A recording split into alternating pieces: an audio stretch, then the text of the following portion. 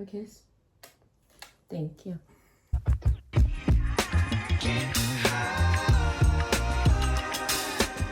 Hello, my lovely friends. My name is Ava, and welcome to a new weekly reading vlog. Winnie's being a little chaotic right now, so we'll see what she gets up to.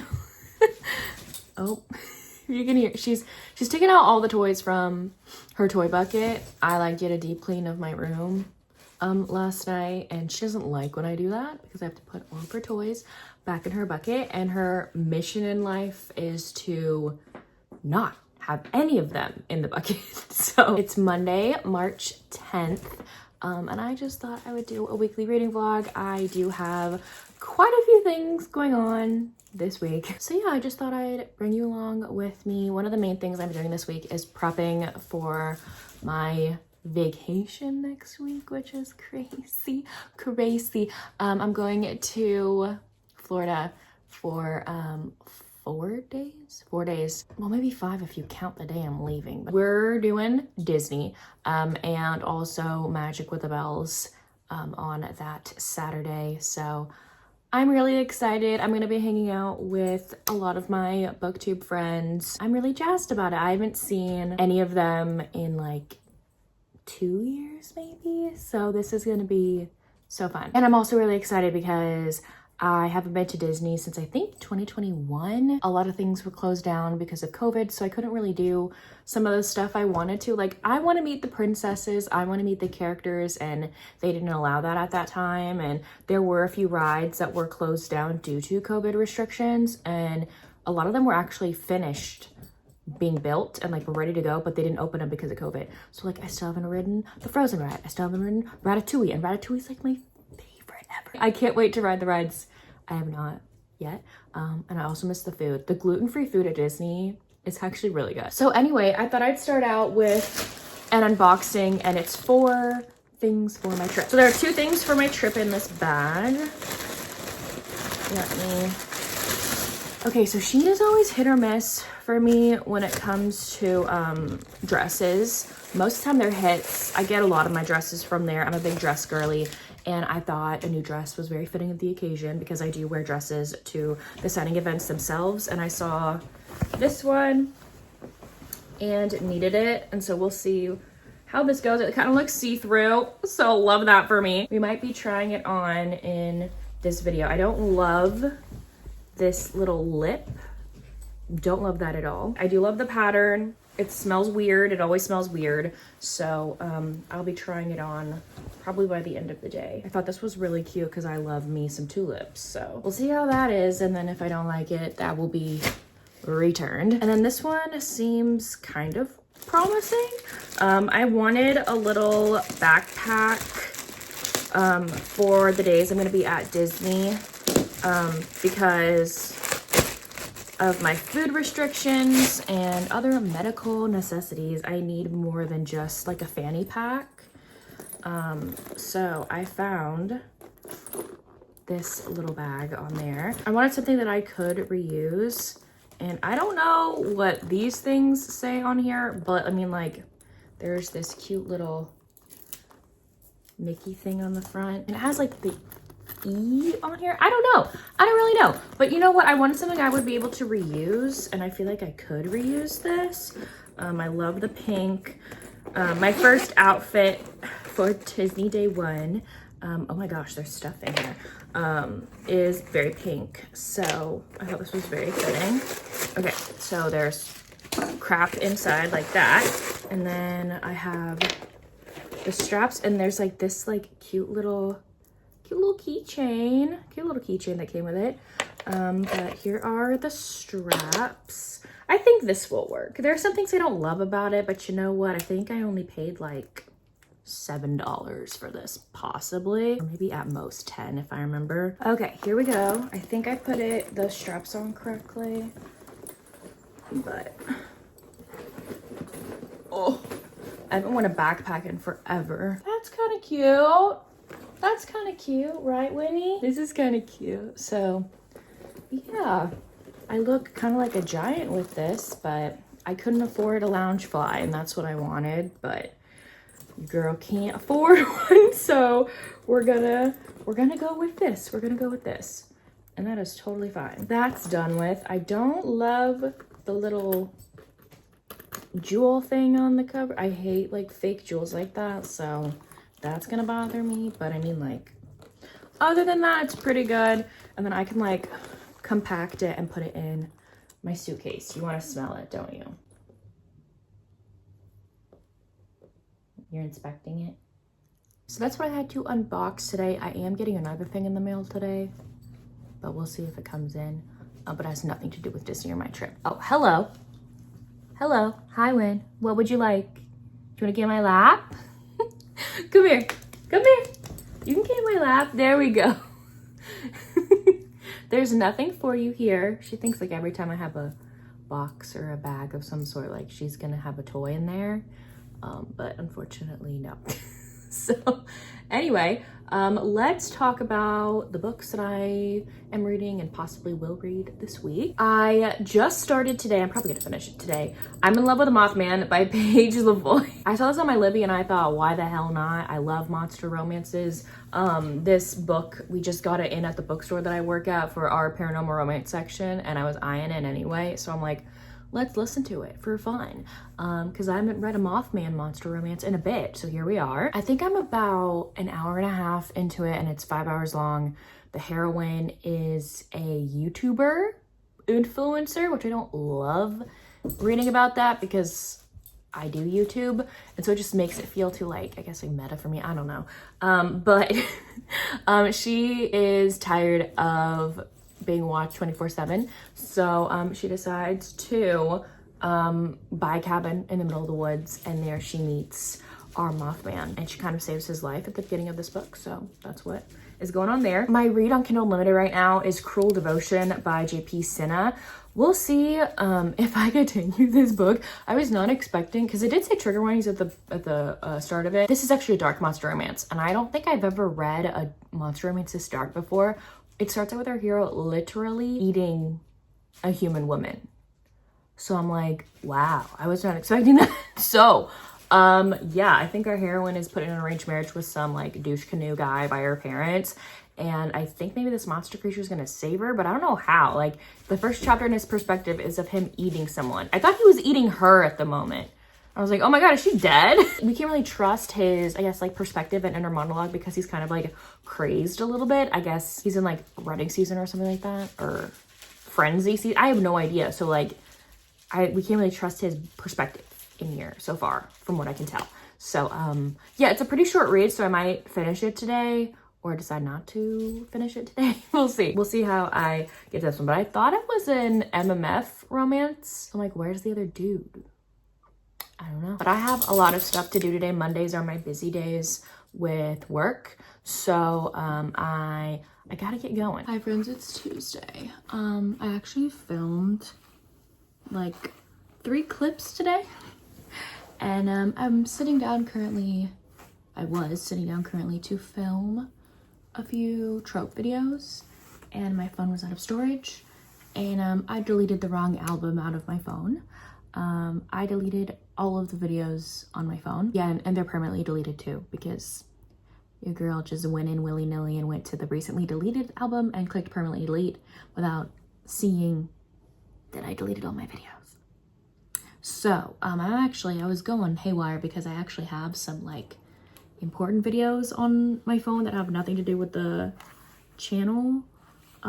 Like I have some medical stuff that has happened to me.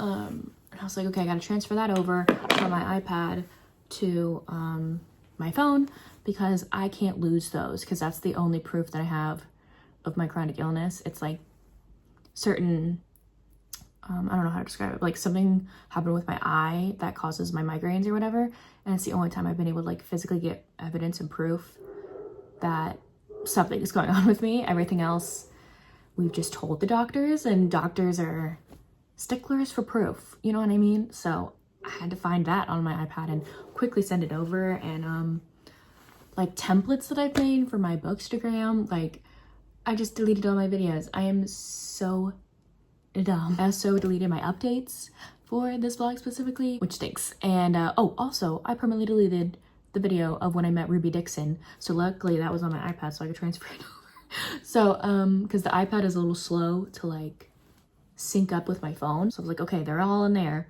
But since it's slow, it didn't get my clips that I've already filmed today. Like, auto updates every couple of days, so that was really frustrating. I hate how those clips aren't available anymore.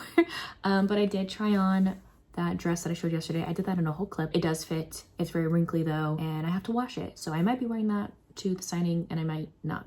We will see. And then I quickly did a reading update for y'all because I finished 2 books since I last talked to y'all. I finished I'm in Love with Mothman, which is a Mothman romance. This one was a fun monster read if you're wanting that. The title kind of explains it all. I don't recommend the audiobook personally, just because it did take me out of the story. It just wasn't my favorite, and the feedback from the microphone, you could hear it, like if someone like pops their peas, like you could like hear the air going into the microphone, and that's distracting. And just some other things. I wasn't that big of a fan of her like male narrator voice. You know, it sounded like this, like I don't know how to describe it. So I think I probably would have also enjoyed it more if I physically read it instead. And then I started and finished Cold Sweat by Vera Valentine, which is a weird romance, which I categorize as books, romances with objects that become like sentient beings. So Vera Valentine has written Unhinged, which is the door romance, and she's written Squeak, which is like the balloon shifter ones. And this one is basically like the Kool-Aid Man. And it's so funny because like it reads like a taboo little novella, just like a step-brother, step-sibling romance, but he is like a Kool-Aid Man. It's really funny. So yeah, they're step-siblings, and they decide to get in the sauna together. It's really funny. So yeah. And then I also started a few books. I started Off the Hook by Julie Olivia. This is a Peter Pan retelling, and it is also Single Dad Nanny, which I love Peter Pan retellings, and I also love Single Dad Nanny, so I'm hoping I really like this. I'm about 2 hours into that one. And then let me pull up my ebook because I forgot what I was reading. Oh, I'm reading Lemon Cake.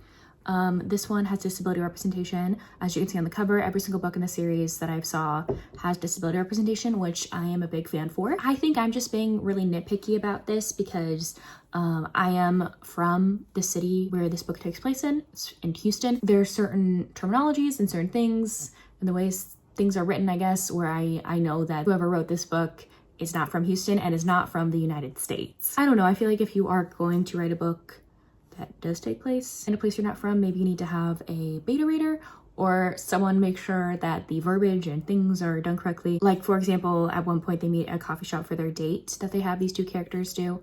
Oh, he's a football player, by the way, and she is the aunt to one of his like kids he coaches in like this kind of like Boys and Girls Club for football camp, you know, I don't know. But anyway, he ends up meeting her, gives her his phone number, they go on a date, they go to this coffee shop, and he's waiting for her in the coffee shop, and he's saying like, oh my gosh, it's so hot, thank goodness the fans are on, circulating the air. But in Houston, every single building that you're going into has air conditioning. It's not going to be hot inside of a restaurant because there's air conditioning everywhere. And then another thing is they went to a bookstore afterward, and he was holding her bag for her before they say goodbye. And when she says goodbye, she says like, oh, I take the shopping from his hands, which is not something someone from the US would say. They'd say like, oh, I take the bags from him, or oh, I take my books from him. We don't really say take the shopping from them, you know what I mean? I don't know, it's just taking me out of the story because I am from this city, and I feel like anything that you have like a close connection to, you might be nitpicky, or it might take you out of the story if it's not done accurately. Like, for example, I would be taken out of the story if there was a Booktuber romance book. One of them was a Booktuber. I'd be like, that's not right, or I just be really nitpicky because I have personal experience with that. But like the football parts of this book, I don't give a crap about, or like I'm not nitpicking them because I know nothing about football. You know what I mean? So it's just like, I guess, an unconscious thing. But I really hope I do like the book. I might just have to pretend that this does not take place in Houston because it's good so far. I also want to make sure I pick up books that have disability representation because y'all know me, I love that. But I think I'm just going to have to pretend that it doesn't take place in Houston, or else like I'm just going to keep nitpicking it, and I shouldn't be doing that. Also, as a person who is trying to write a book, that's also a good lesson to me is if I choose to have a book take place in a city I'm not familiar with, that I didn't make up, you know what I mean? I probably need to seek out someone to beta read or alpha read my book that take place in that city to make sure that I get terminology, verbiage, whatever the case may be, correctly. So anyway, that's my update for today. I had a few more updates, but I lost that footage because I was stupid. But yeah, anyway, I'm gonna let Miss Winnie, she's right there, Miss Winnie out one more time, and I gotta go head off to work. We have an event tonight, so I will be staying later than normal. But yeah, I got a bunch of work done. Not a bunch, I got some work done today. I didn't get done everything that I'd like to. Life is life, life happens, things happen, so gotta get back into the grind. And I'm gonna be listening to Off the Hook while on the way to my job, because it's about an hour drive for me. I only go in 3 days a week, so that job specifically. It's Wednesday. I just finished up a Pilates class. I try and go once a week. And yeah, Pilates is actually really fun. I really like it. I've been doing it actually for, oh my gosh, like 4 years now. So I really do like Pilates. I was out of a beauty blender for a few days. So I just got a random pack. I went into Ross and just got that because guess who ate my beauty blender? I left my makeup drawer open and I turned away for one moment and she's shredding it to pieces. So and then I got one other thing, and it's something I've always wanted to try. I see them all over TikTok, but it's these peelers, candy things. They're the lemon flavor also, but I think the banana might hit better. But it does say gluten-free on the top. There were a bunch of different candies there, but if it didn't say gluten-free on there, like, I've gotten so sick recently that I'm not eating things now that don't say gluten-free on them. This is editing Avery, by the way, and that might have sounded kind of confusing if you are not celiac and don't eat gluten-free, because obviously I would only ever eat things that are gluten-free because I do not want to get sick and die, right? But some products with the ingredients label on them, I can read to see if there is any gluten. However, there are some products that don't contain any gluten in them, but they don't have a big bold letters gluten-free on the bag whatsoever. So it's kind of like a gamble, right? If the bag doesn't say gluten-free, but there are no gluten products in there, do I take that gamble and eat it anyway, right? Because there's technically no products in there. But I have now decided, no, we're only going to be eating things now that literally have to say gluten-free on the bag, because I have gotten very sick so far in 2025. I've gotten glutened multiple times, and I am absolutely sick of it. As a celiac, if you're a celiac, you know it is absolutely awful to get glutened. I absolutely hate it. No one would like it. It's like having the stomach flu for multiple days. But anyway, back to your regular video. So, we're gonna go on in. I do love banana flavored things, so. Oh my gosh, it smells like banana runts. Oh my gosh, I loved banana runts as a kid. So this is what the bag looks like. And basically, from what I know, is you peel it like a banana, and there's like the top layer. And oh my gosh, it's like a banana. So some people like peel it and then they eat either the skin or the inside like separately, and they eat the whole thing whole. So we're gonna try both. So it just peels right on out. I've always wanted to try the peach one, but they didn't have the peach one there. But let's try the skin banana gummy that like literally had no flavor. So let's try one whole. Like, this just feeds my like my fidgeting soul. Like, I fidget and pull at things and wreck things, so I actually really like this. So this is fun. Like, look, I peeled it like an actual banana. Here we go. Those are really fun. I like them. I know if I'd ever buy them again, but you know what? I finally tried these. I saw them all over TikTok, so I mean, I just had to get them. I'm still waiting to find the peach one. There was a lemon one in there, I think. But sometimes lemons are make or break for me. I love lemon drinks. Sometimes lemon flavored candy is not my favorite. So, but yeah, this was actually pretty fun. And out of all of the candies that I've ever bought at like Marshall's, Home Goods, Ross and stuff, like, they're actually pretty good because they have a bunch of duds. But I will say all those stores have an amazing selection of gluten-free items, so that is always a plus. Like, literally, I went into Home Goods I think like 2 weeks ago just for fun, because there's a Home Goods right by my house, so sometimes I just go in and I walked out with a giant bag of gluten-free pasta and a giant container of gluten-free gnocchi. And no, gnocchi is not considered gluten-free like by itself, like it has to be gluten-free gnocchi. But yeah, and I still have that gnocchi. I probably need to cook it. Probably do. And as for reading right now, I have put down a few books. I'm like DNFing so many books, but I'm not even going to talk about it. So why do I need to talk about it? Because like the book is already gone from my brain, you know what I mean? But I've DNF'd quite a few books. But I actually am almost done with Off the Hook by Julie Livia, which is a Peter Pan retelling. I am enjoying it so far. I will say the hero, the way that, like, he's, I guess, Hook, Peter is his younger brother, but only by like 3 years, which means that Peter is 30 and he acts like a 20-year-old, which I guess that's how he's supposed to act because he's supposed to be Peter Pan, you know what I mean? But a part of me is just like, you're acting like you're 20. Are you really 30, my dude? So, but maybe that is how he's supposed to act because he is supposed to be playing Peter, or like is a retelling of Peter Pan. I do like the single dad nanny aspect. The hero's like kid in this instance isn't biologically his, actually the kid's godfather, but he got custody of him when he was, I think, 2. He's now 6 because his 2 best friends, who are the kid's parents, died in a shipwreck, and he is now the dad, his dad. And it's so cute because this little kid is obviously like Smee. He has like the red beanie and calls the hero Captain all the time. Like, it's so cute. So that part is really cute. I'm really enjoying that. So and I think she just announced book number 3 in this series. I think she just either announced it or dropped the cover reveal. I think it's like purple. It's beautiful. The hero is covered in tattoos. So I'm excited to get to that one whenever that one comes out. I'm still content pulling for an author, so it's kind of like my ebook at the moment.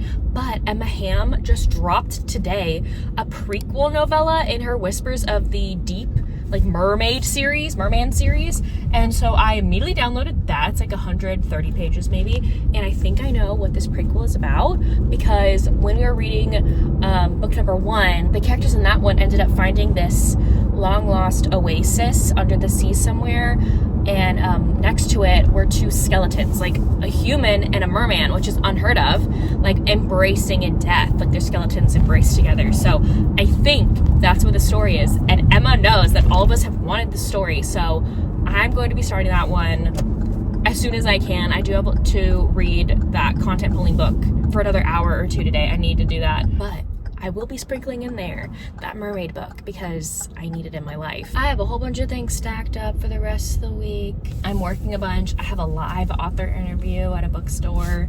So I'm interviewing an author live, which will be crazy. I've already done it once before, so at least I've got that like virgin cherry popped in that sense. And I am like bringing Winnie to work with, like I'm bringing Winnie everywhere with me. We're going to stay at my aunt's house too. So like we're doing a bunch of stuff this weekend. So I have a bunch of stuff lined up. Oh my gosh, it's bright. Okay. Well, I'm gonna go inside. It is almost 6 o'clock, so I should probably get dinner started. I should probably cook that gnocchi. Wow, this sun. Happy Thursday. It's actually Thursday night. Ah, Winnie, that is so loud. But it's her nightly playtime, and she loves to just throw this on my face when she's wanting to play. It's Thursday night. I am pooped. I worked a whole shift at my job, one of my jobs today. That's not in my house. I do have to do like another hour or 2 of my author assistant job before I go to sleep, probably, but it would be smart. Or I'm going to be making up for it all day tomorrow. Oh my gosh. When it comes to reading, I've finished Off the Hook, and that was pretty good. Peter Pan retelling. I started, I think it's Seduce Me at Sunrise by Lisa Kleypas. I'm rereading that for the Hathaways read along because I'm behind. Tempt Me at Twilight is the next one that we have, and that's on Sunday, so I have to get to reading.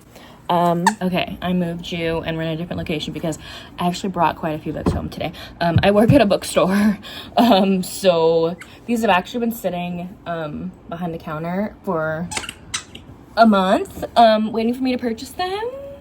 So I finally bit the bullet and bought them today. So, excuse the squeaking by the way, I can't help it. First one that I have is Arrogant Devil by R.S. Gray. I actually interviewed R.S. Gray and Sarah Nye in the bookstore, and I already have a few Sarah Nye books and they're already signed, but I didn't know anything by R.S. Gray, and I actually read this one and really enjoyed it. It's a rom-com with a rancher guy. It's really fun, and look at these sprayed edges, like, hello. We also had a signing for A.L. Jackson and Laura Pavlov, so I bought 2 books and got them signed by them. So I heard really good things about this one by Laura Pavlov. Avery, much love, Laura Pavlov. They were both so sweet. All the authors that I've met there have always been really sweet. So Say It's Forever by A.L. Jackson. I think this is the first one in this series by her, and look at these beautiful iridescent edges. Love that. I got Make Your Play by Callie Melly, just because we have a pregnant heroine on the cover and I never see that, and I actually love pregnancy romances, so we got that. And then lastly is the book I got today. We got in today and I've been waiting for it, and everyone knows, they're like, Avery, look what we got, and they gave me a copy. So this is Kiss of the Basilisk by Lindsay Straub. Like, look at this beautiful magicalness. Like, hello. It's absolutely stunning. It's beautiful. It's thick. It's gorgeous. So your girl really wants to read it. I might actually start this tonight. I'm in the mood. I've been picking up physical books off my TBR this week. Like, I've picked up a few and I can't get into them. I don't know if it's the book or if it's me. So maybe I need to pick up another different one, because nothing is capturing my attention in the physical book department. I don't know. I also feel kind of a little bit slumpy with physically reading. I don't know what's going on with me. So basically what I've been doing all night tonight, I've been just scrolling on TikTok for like tips and tricks for Disney, because I'm going on a Disney trip in a week. Literally last night, all I did until like 1 a.m. was look at TikTok videos of all the gluten-free options in food in Disney and all the Disney parks, so I can be prepared. I've been to Disney once before, I think in 2021, but a lot of stuff was closed and I didn't do enough research before going into Disney, I feel like. So I want to be prepared. Like, for example, there's a place with gluten-free churros. I didn't know that when I went. I just learned that. So I'm going to go find those gluten-free churros. Tomorrow I'm going to be working like all day, so your girl is tired. And yeah, I'm going to do some reading with Miss Squeaky Squeakerson over there. And I think I'll put on an ambiance video on the TV and possibly start this, or just keep scrolling TikTok for Disney content, because your girl is kind of obsessed. I've always have been a Disney person, but like, I just love watching people go to Disney. I do. So